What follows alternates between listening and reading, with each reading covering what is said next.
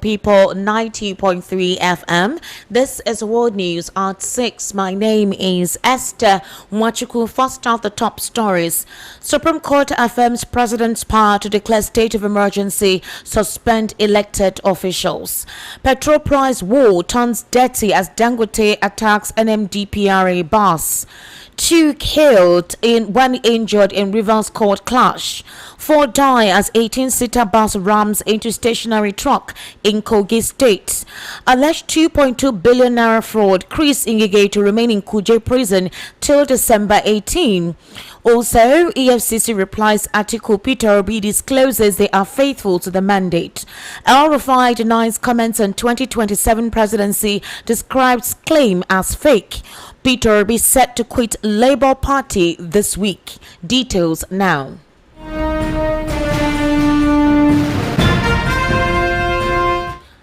The Supreme Court today affirmed the constitutional power of the President to declare a state of emergency in any state to prevent a breakdown of law and order or a descent into chaos and anarchy. In a split decision of 6-1, the Apex Court upheld the President's authority under the Constitution to proclaim a state of emergency. The court further held that during such a period, the President may suspend elected officials provided any such suspension is for a limited duration. Delivering the lead majority judgment, Justice Mohammed Idris held that Section 305 of the 1999 Constitution empowers the President to adopt extraordinary measures to restore normalcy where a state of emergency has been declared. He noted that the provision does not specify the exact nature of those extraordinary measures, thereby vesting the power with discretion on how to act in such circumstances. Also, they disclosed, however, the judgment followed a suit instituted by states governed by the PDP challenging the declaration of a state of emergency in Rivers State by the President, during which elected state officials were suspended for 6 months. The Supreme Court had reserved judgment in the matter in October. The plaintiffs were the attorneys general of the PDP-controlled states, while the defendants were the federal government and the National Assembly. The suit was filed by the attorneys general of Adamawa, Enugu, Osun, Oyo, Bauchi, Akwa Ibom, Plateau State, Taraba, Zamfara, and Bayelsa states. Among other reliefs, the plaintiffs urged the court to determine whether, upon a proper construction and interpretation of sections 1 subsections 2, 80, 188 and 305 of the Constitution of the Federal Republic of Nigeria 1999, the President of the Federal Republic of Nigeria can lawfully suspend or in any manner whatsoever interfere with the offices of a governor and the deputy governor of any of the 36 component states of the Federation and replace them with his unelected nominee as a sole administrator under the guise or pursuant to a proclamation of a state of emergency in any of the plaintiff states. Now, the president of the Dangote Group, Alhaji Aliko Dangote, on Sunday alleged that the chief executive of the Nigerian Midstream and Downstream Regulatory Authority, Farouk Ahmed, paid about $5 million for the secondary school education of his 4 children, calling for a full investigation and public explanation. Dangote said Ahmed must appear before the Code of Conduct Tribunal to explain to Nigerians how he allegedly was able to raise $5 million for his children's school fees, accusing him of economic sabotage. Also, the NMDPRA dismissed a similar allegation when a group protested and alleged in July that Ahmed spent over $5.5 million on the foreign dollar, calling it that it was grossly inconsistent with the earnings of a public official. However, let's take a listen to Aliko Dangote speaking concerning Farouk. The economy, and I think it is something that when you look at it, I've had actually people making complaint about a regulator who has actually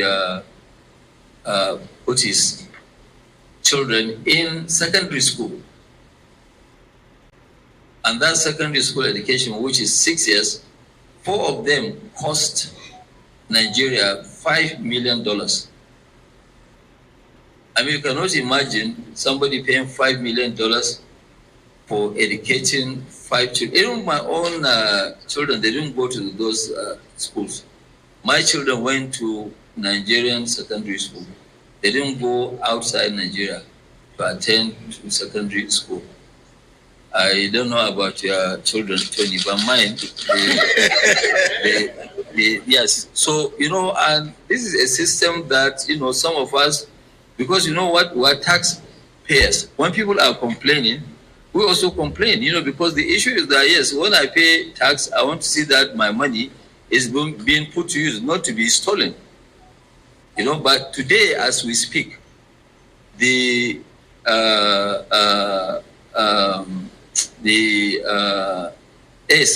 I don't know what is the, that is the authority chief executive, Malam Farouk. Malam Farouk has 4 of his children that he educated in Switzerland at the cost of $5 million for their secondary school education alone, not university. And I know that one of them just finished Harvard. So I want to now see what kind of system are we operating that, people are now busy destroying a country, taking money from the government. Because when you look at his income does not match paying this kind of fees. I think even if it's me paying $5 million for 6 years for my 4 children, the taxman has to look at my taxes, how much I paid. And really, this sort of thing, we're not going to allow it to continue. We'll take it up to the highest authority so that they will look at it. People who have done something wrong must be prosecuted. It must be prosecuted, because there is actually no way where somebody will now come. I mean, today, from where he comes from, Sokoto, people are struggling to pay 100,000 naira for school fees of secondary school. And a lot of children are at home, not going to school because of 100,000 naira. Tony, can you pay this fees? All right, that was Aliko Dangote there saying that he must be investigated. No fewer than 2 persons were shot dead following a clash between rival gangs in Ungo and Uyengala communities in Andoni local government area of Rivers State this morning. Sources disclosed that the clash was between suspected members of the dreaded militant group Movement for the Emancipation of the Niger Delta and the Iceland Court. Now, VOP News gathered that the clash, which began on Sunday, rode over on Monday in what the sources describe as a battle for supremacy and territorial control.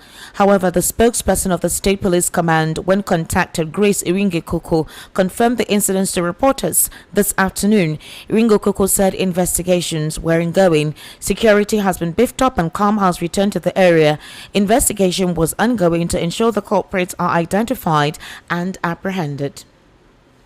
In an unfortunate circumstance, at least 4 people were killed in a ghastly motor accident on Sunday on the Lokoja Ajokuta Road, Kogi State.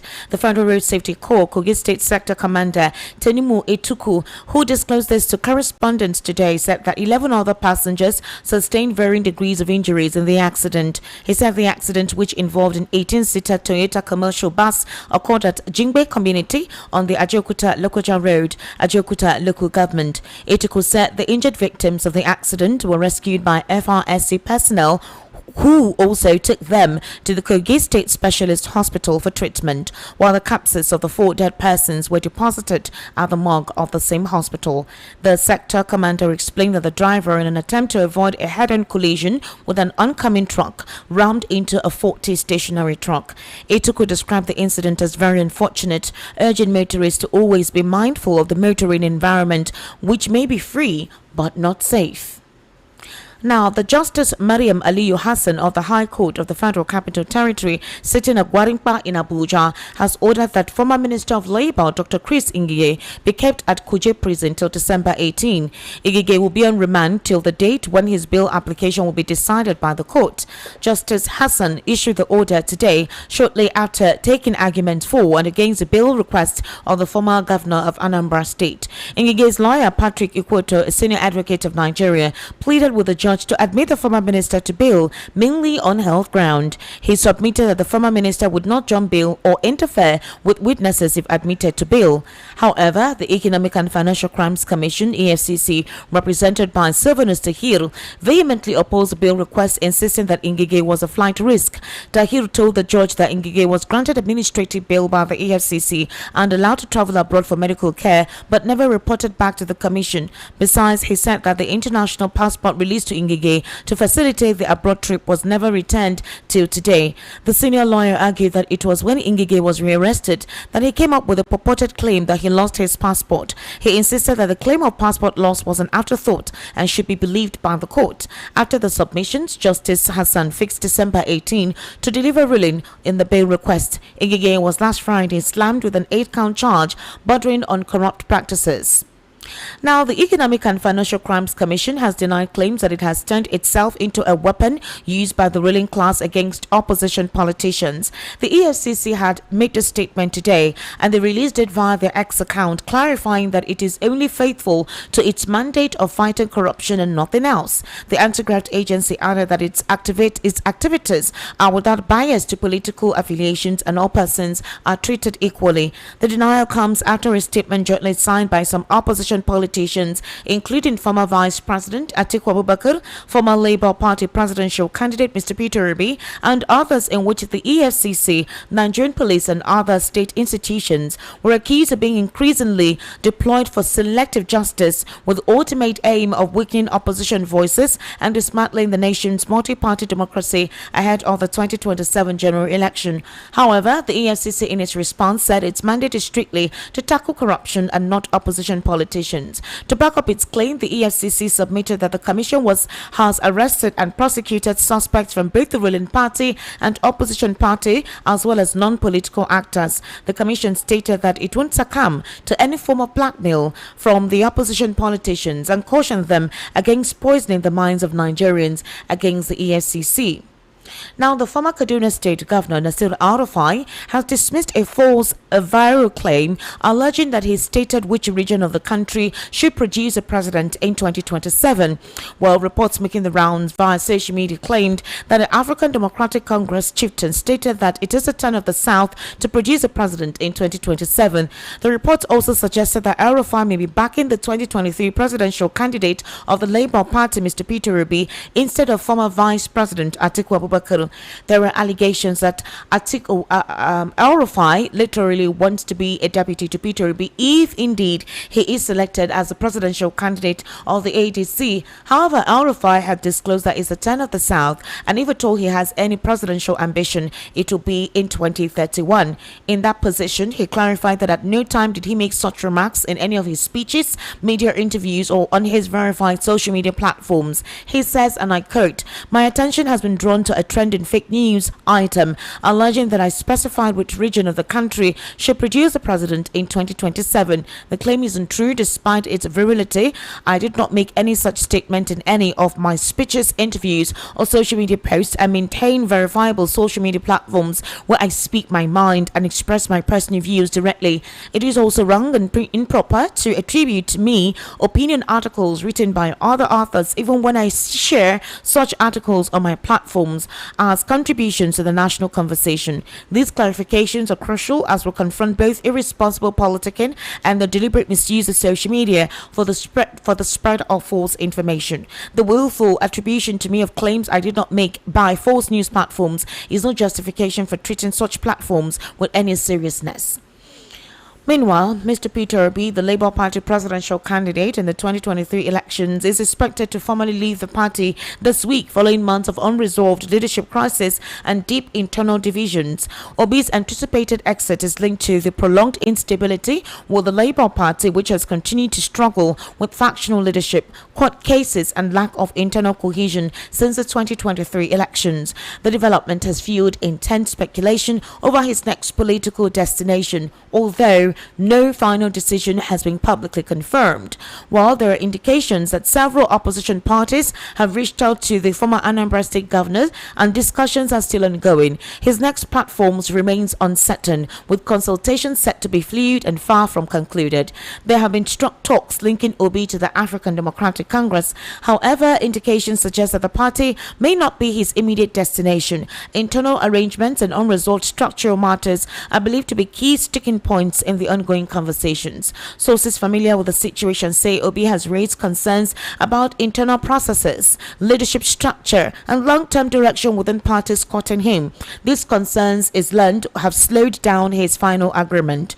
There are also emerging political alignments within the ADC that may affect Obi's calculations. Some developments suggest the party may be leaning towards a different presidential option ahead of 2027, a situation that could complicate Obi's own political ambition.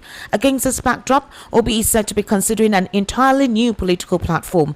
The option of joining an existing party with entrenched interests and prior agreements is reportedly being weighed carefully as he seeks political space to operate freely. The crisis rocking the Labour Party is largely rooted in leadership disputes that intensified after the 2023 elections. Central to the conflict is a controversy surrounding the tenure of former national chairman Julius Abure. Obi and several party stakeholders have maintained that the Supreme Court ruling effectively brought Abule's leadership to an end. However, the continued recognition of his faction by the Independent National Electoral Commission has prolonged the impasse. As a result, the party has operated with parallel executives and rival factions, each claiming legitimacy. This division has weakened internal discipline, stalled decision-making, and slowed efforts to reposition the party nationally. Those close to Peter Obi say he believes his continued stay in the party has worsened the situation. His political influence and popularity, they argue, have been used by rival camps to strengthen their claims. According to insiders, Obi feels that stepping away may give the party breathing space to resolve its internal issues without his name being dragged into the struggle for control. You're currently listening to the World News right here on Voice of the People 90.3 FM. We'll take a very short break. When we return, we'll head into a news analysis segment. We'll be joined via the telephone with Mr. Elvis Elimehele, who is a political, national and social affairs commentator, also a journalist of over 3 decades. Do kindly stay with us.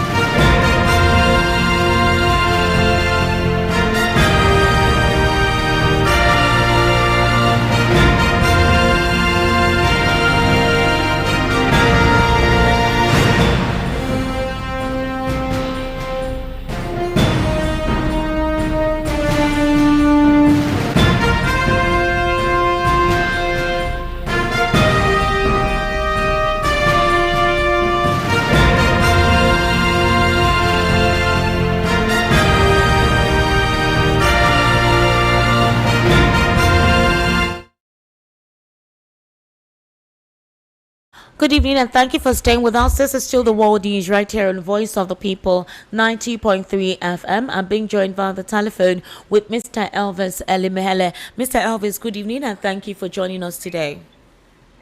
Good evening, sir. How are you doing? I'm fine, sir. Welcome, sir.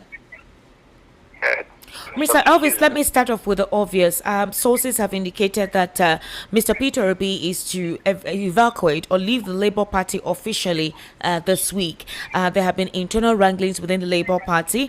They have also said that they were not going to give Peter Obi an automatic ticket. Also, the Nenadi Usman committee, that's the Nenadi Usman faction, has been dissolved. A new committee has been set up with a new publicity secretary.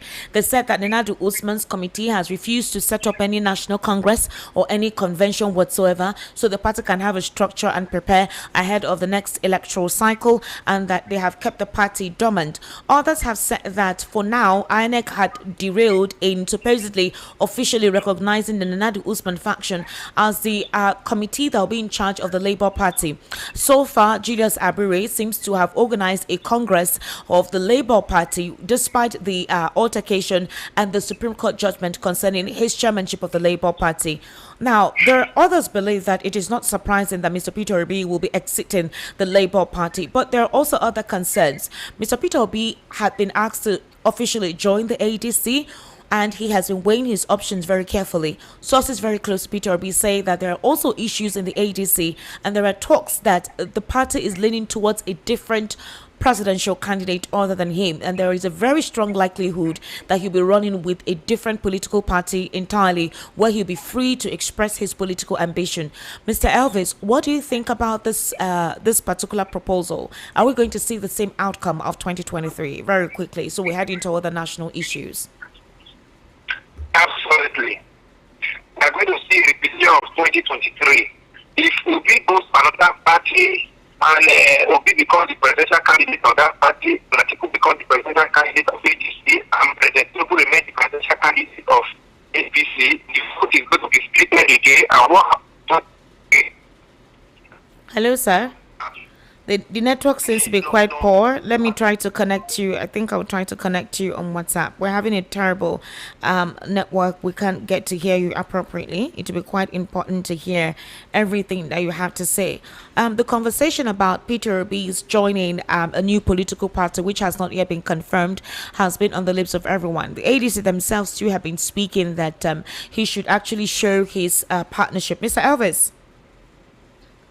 Hello, sir. Can you hear me? Yes, I can hear you here. I can hear you very well here. Please go ahead, sir. Okay.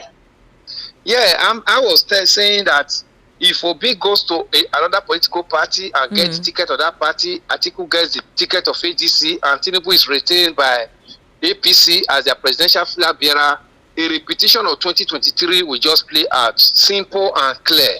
Neither Obi nor Atiku can get the vote to become president. They are going to split the vote, and that will give advantage to Tinubu. So I was thinking that they were going to be able to mend their fences and be able to think of if really they want to unseat APC. That, I mean, there shouldn't have been ego in this matter. The ego should have been dropped. Let them work out their modalities and see how they can come together and become a presidential candidate and running mate if really they want to unseat APC. So, but if they go their separate ways, forget about it. APC will just because of him. That's one angle. Secondly, there's also a disconnect with the fact that his geopolitical or his geographical location is also another limitation to his person compared to other people who may have done otherwise. Don't you think these were the factors that enabled him stay behind and decided to trust the process, which was through the courts, the tribunal, and accepted whatever took place afterwards? Where is the process? The process is not working. What I'm trying to say here is that when you know how you are as a person, and you know where you are coming from also, then you have to find a way to get into power in another form. Or if he's not going to get it through direct as president, why don't you team up with somebody else who is also from a more buoyant region of this nation, and if just get into that place, remove the people you want to remove, just get the power in whatever form, then you know that at least one side is settled. If he can't get it alone, then he should align with other persons. Then if so you're proposing that he aligns with person, you're proposing that he aligns with Atiku, right? Well, if that favors him better, and if suit their mandate that they want to remove APC, this is just a matter of you kill your enemy. You don't mind how he dies, but just remove them. Not minding. Okay. It is not what I was actually looking for, but it was like a sacrifice because I just needed to bail out this nation. So I need to just do that. I wasn't looking for a VP or whatever. I needed the presidency, but the situation we want to bring in a change. But Mr. Elvis, how do you align? How do you align with the same crop of politicians that are considered to have been the ones that have put Nigeria in its current state?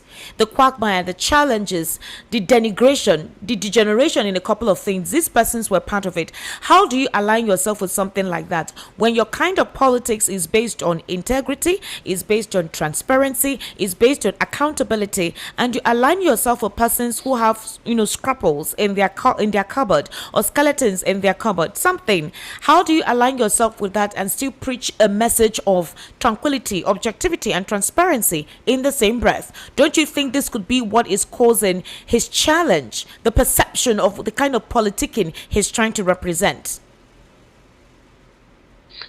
That's actually true. He has that challenge, but because of what Nigerians are going through now, Nigerians need a desired change, a deliberate change, a transparent change. People will still see Obi's transparency and say, okay, let us also try. After all, he's in this government. The government where Chief Awolowo was served as Minister for Finance, that was a military government. That was Gowon's government. Today, military is not a popular thing, but everybody still remember Chief Awolowo today, how he was able to use his influence and his experience to turn around that government. So we just need somebody that will bring in and speak the truth. I mean, what we need now in Nigeria is that we want APC to go. If we actually want APC to go, let us just swallow ego, swallow sacrifice and whatever, and just see that at least we are on a clean slate for the moment. Then we cannot begin to build on that, Esther. All right. Yesterday, we heard about Tinubu rallying all the southern states. Now, that is the strategy. There are some northern politicians or some aspects of the north that are not happy with President Bola Ahmed Tinubu. They feel his government is nepotistic and one-sided. They also feel that some promises were not met. They also feel that Tinubu is really literally not giving the Buhari section of the APC the preferential treatment compared to other that is his own faction of the APC, and that Tinubu already senses this. These are explanations from inside sources. So the plan is gather all the support from all the southern states. I'm talking about the southeast, south, and the southwest. And maybe we'll just need a few support from key northern states like the KKK states. Now, they said the strategy was obviously to ensure that opposition parties either become part of the APC or they are frustrated. And that is why we saw where a lot of these governors were defecting to the All Progressives Congress. That way, those states have been captured. And the essence of capturing the states, it doesn't necessarily mean that they automatically may have won the elections, but that they could influence the electoral commission of those states when the election comes. And that's a strategy already on ground. And that is why we're seeing the heavy trump card beating up of the opposition and having more of the southern states join the APC. Does this determine that it could work? If all the southern states are already in alignment with Tinubu, how many states in the north does he require, or what percentage in the north does he require to have a clean sweep in 2027? Esther, Tinubu is a perfectionist in, talking of alignment and realignment. You saw the way he brought AC to ACN. Then eventually when he saw that ACN was just like a regional party, he now merged with CPC to fund this present APC. If you look at what he's doing, he's taken over by APC. Forget about it. Our own South that used to be 6/6 PDP, today it's now 6/6 APC, South. The Southeast, even the governor of Abia that has not actually, decamped to APC or whatever, I know too well that whatever party that features him as governorship candidate of Abia in 2027 general election, he might even align with the ruling party and say, okay, just vote me and vote the ruling party. Anambra has already declared that, which means he has also gotten Southeast. The whole of the Southwest here is already his own. So if you look at it, if this permutation that he is coming up with works for him effectively, he doesn't need more than 4 states in the north to be to get it back. And the northern part of Nigeria now too, no matter how aggrieved they are, most of them are APC. They are mostly APC apart from Kano State. Which other one is not here that is not APC? So that's when he set up that Uzodima's ambassadorial whatever position he gave him, so that they started releasing vehicles last week to start moving. I knew that there was something behind it that he actually want to put in his fold, and he has already started doing that. So we're going to see more trajectory of this by 2026 because he wants to make sure that the whole South vote for APC. As it feels now, that's a strategy. And inside sources say his chief of staff, Bajabiamila, they are the ones who came up with this political idea, which has obviously turned out to work supposedly in their favor. But as it stands right now, the political landscape in the north, where some elites and groups have expressed disappointment, this is where the presidency is working hard to get more support, at least get the political elites to speak in his favor. There are others that believe that it may work because Tinubu only has 1 term compared to any other southern candidate who comes who has a tenacity to go for 2 terms, that the north may rather just allow him finish his own 4 terms and then take over or do what they need to do in 2031. So these key northern states, which obviously he's felicitating and trying to favor, highlighting fair project distribution and appointments, is it possible he will get that before June 2026 with recent consultations that has been ongoing? Esther, it's very easy for him. He needs to do only one thing. If he aligns with this Western world, this Western ally and America to fight this insurgency, this insecurity, Nigerians are easily swayed. He will get it. And with the way things are now, it's likely that his body language is like he's going to align with them to assist Nigerians to fight this insecurity. And if he does that, Nigerians can see that, improvement has started coming in, and Nigeria can now go over their normal businesses, without being molested or being kidnapped and all that. Mind will start swaying. People will now start changing their mind. Nigerians are very easy to sway their mind towards when they see a little bit of positive change. Forget about this nepotism or whatever they are preaching about. When Buhari was there, we saw that Buhari brought in all his household into the government. So it's not different. So nepotism is not even the issue. Just what we just needed, let this insecurity be fought. And you can see now that even in the petroleum industry now, Nigerians are already happy, a little bit happy with him. Only Dangote refinery. Let other refineries, other people who have licenses. Yes, other people who have licenses are able to come up with their refineries. We are hearing that Boa will also come up, come on stream, maybe next year or whatever. Yeah. So if all this one, if that is that healthy competition, Nigeria, you see now, even at this U-type period now, there is no queue, and even the fuel price has actually further reduced. To 600 and something. Fuel price has reduced. Yeah. So to 639 naira. So when you now see some of these things happening, Nigerians will be okay.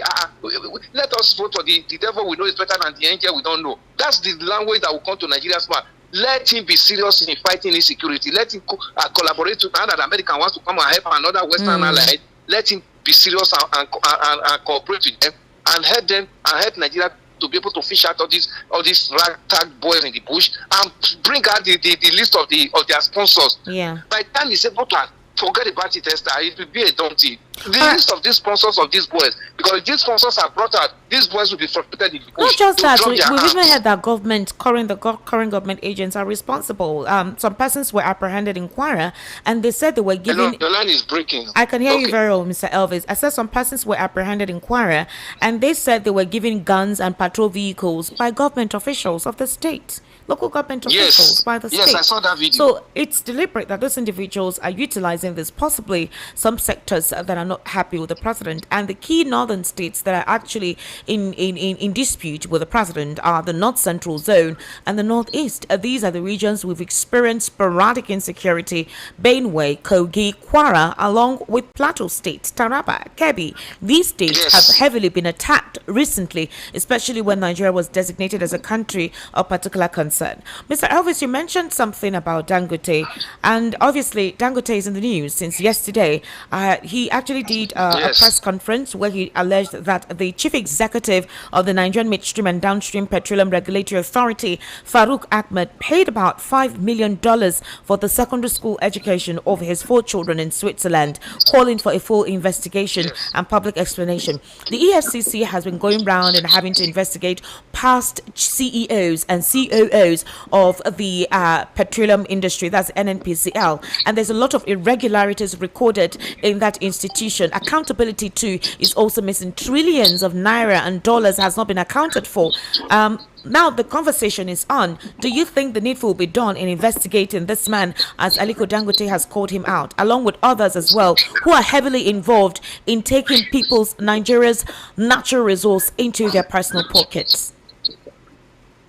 Yes, Esther, we are just talking about the conditions that will bring Tinubu back easily in 2027. One of them is this fighting corruption, Esther. One of them is fighting corruption. I was looking at look at the man that came, Buhari, that said he was coming forward to fight insecurity, fight corruption, and build Nigeria economy. Buhari killed Nigeria, number one. Everybody you are mentioning now, let me give you a little bit of the statistics, Esther. From the former minister for humanitarian affairs, Sadia Farouk, Sadia Farouk. That one is number one from Buhari. Malami, we have just seen him now. Number 2, we have seen Issa Patami, the former minister for digital economy. Number 3, we have seen. But Issa Patami has not been called. He's campaigning for Gombe governorship elections. Yes. Yeah, but we know as to we have seen Hadi Sirika, the minister from Buhari to Hadi Sirika. Then we have seen Emefiele from Buhari. With all these ones, where was the corruption Buhari came to fight? Buhari came and entrenched corruption. He came and entrenched insecurity. So what we are looking for in Tinubu now is that Tinubu must have the willpower. As this one is mentioned again now, we have also seen Ngige now. Ngige was also but Mr. Elvis, a cross-section of Nigerians, including the opposition, are saying that this is coming at a very peculiar time, that it's selective justice, that there are a lot of persons currently in the APC heavily corrupt. Esther, listen, it doesn't matter. Let it be that whether it is selective or not, do they have skeleton in their cupboard? Yes, they have. Now that they have skeleton in their cupboard, we want to see transparency. Let them be prosecuted adequately. Let Nigerians see them in court. Let Nigerians see that they are jailed. That is when Tinubu will not say, oh, I'm also fighting corruption. Nigeria will have, if Tinubu join fighting corruption to these allied forces that we are expecting from US and other Western world to fight insecurity, I'm telling you, 2027 will not be an issue for him. Dangote has mentioned this one. I want to see this one appear in court. Farouk should appear in court. We want to see that he's suspended from his position. We saw what happened to Beta Edu. That was Tinubu, one of Tinubu's ministers. She was suspended and eventually dropped off. Let such action be meted out on this Farouk now. Farouk was appointed by Buhari in September 2021. And is the first executive director of this mainstream and downstream, whatever the Petroleum Regulatory Agency authority. So now that he has soiled his hand and is in the public lane now, let Tinubu suspend him immediately and bring him to book. By the time we start seeing all this, if they are saying there is selective, Esther, have they picked your name? Have they picked my name? If I'm not there, I've not soiled my name, I've not put my hand in the cookie jar, they will not pick me. All these people that they have called their names, are they not actually having skeleton in their cupboard? Let it start from somewhere. But let's see that we see the end of it. Let it not be like the jamboree of Yahaya Bello, former Kogi's governor, that will not hit the of today. Those are the issues that we are saying he must not repeat himself. Bring them to. We have started hearing the former GMD of NNPC, Yari, was removed that he has cases to answer. That was also Buhari's appointee. All these people should adequately be prosecuted. And Nigeria would to have that trust that this government actually have to fight corruption. Not that you are using the same, you are using some of them, then you are also parting the other ones. That's where the issue will not be for the. Now that this one has come, I had to talk of $5 million for secondary school children in Nigeria's money. Then you are holding a public office in this nation. That's an aberration. So we want to see that this Farouk is suspended before the end of this week, and it appears in court.